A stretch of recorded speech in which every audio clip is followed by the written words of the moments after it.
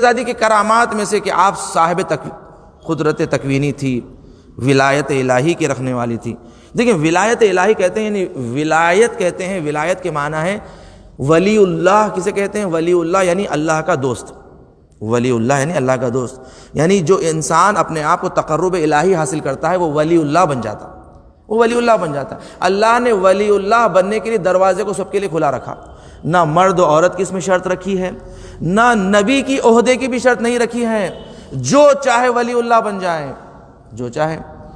بتائیں کہ حضرت لقمان حکیم، سب اکثر علماء کہتے ہیں کہ لقمان حکیم نبی نہیں تھے مگر ولی اللہ تھے، اللہ کے ولی تھے۔ جناب مریم نہ نبی تھی نہ امام تھی مگر ولی اللہ تھی، اللہ کی وہ مقام و ولایت کو آپ نے حاصل کیا تھا۔ تو پتہ چلا ولایت نہ مردوں سے مخصوص ہے نہ عہدے سے مخصوص ہے۔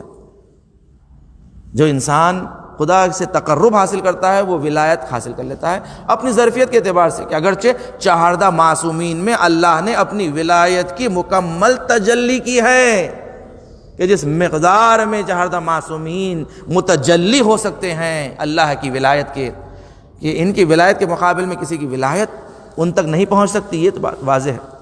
مگر اللہ نے ولایت، کیونکہ اس لیے کہ ولایت ذو مراتب ہوتی ہے، ذو مراتب یعنی ہر کسی کو اللہ اس کے ایمان کے درجے کے حساب سے ولایت دیتا ہے، درجے کے حساب سے ولایت دیتا ہے۔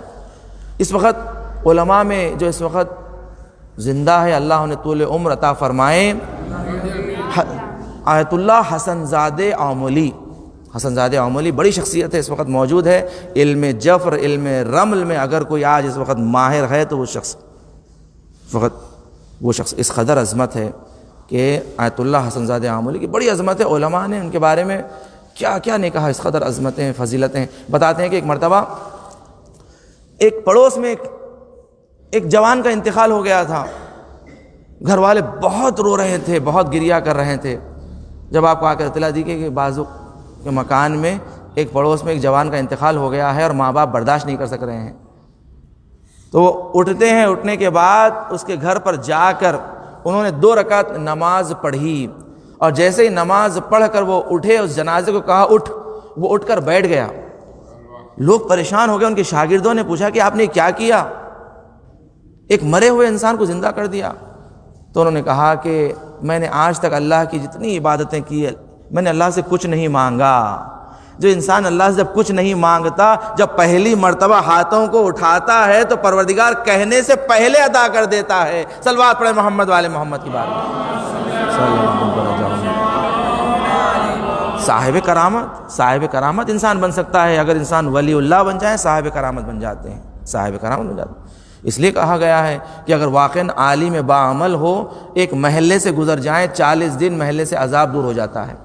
قبرستان سے کوئی عالم دین، عالم باعمل گزر جائیں، قبروں پہ سے عذاب ختم ہو جاتا ہے، عذاب ختم ہو جاتا ہے۔ یہ ہے تاثیر ولایت پروردگار کی، کہ جو اللہ عطا کرتا ہے ہر انسان کو اس کی مقدار کے حساب سے، اس کی ظرفیت کے حساب سے۔ تو شہزادی زینب سلام اللہ علیہ کو بھی اللہ نے ولایت عطا فرمائی تھی، کہ دیکھیں آپ کی ولایت کا مظاہرہ آپ نے کہاں کیا تھا، کہ جب کوفے کے بازار میں جب آپ خطبہ دینا چاہ رہی تھی اور لوگ جو اس قافلہ، جو اسیروں کا قافلہ آیا تھا تو آوازیں کر رہا تھا، چیلا رہا تھا، چیخ رہا تھا، مختلف قسم کے لوگ کہہ رہے تھے کہ یہ باغی ہیں، یہ انہوں نے بغاوت کی ہے، خلیفے کے خلاف اٹھے ہیں، انہیں مارا جائے۔ اور اس دوران میں جہاں پر جانور بندھے ہوئے تھے، جانوروں کے گلوں میں گھنٹیاں بندھی ہوئی تھی، وہ بج رہی تھی۔ ایک مرتبہ شہزادی زینب نے چاہا کہ خطبہ دیں، اسی مقام سے آپ نے فقط کہا اسکت، خاموش۔ جیسے ہی خاموش کہا، راوی کہتا ہے ایسی خاموشی چھا گئی جیسے لگتا تھا کہ آوازیں گلے میں رک گئی۔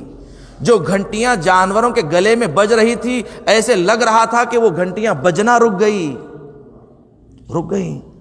سانسیں ایسے لگ رہا تھا کہ سانسیں رک گئی ہے، سانسیں رک گئی ہیں۔ اس کے بعد شہزادی نے جو خطبہ دیا، اور ایسا خطبہ دیا کوفے کے میدان میں، چوراہے پر، کہ لوگ جو ابھی خوش ہو رہے تھے، ہنس رہے تھے، وہ رونے لگے۔ یہ ہے آپ نے ولایت تکوینی کا مظاہرہ کیا۔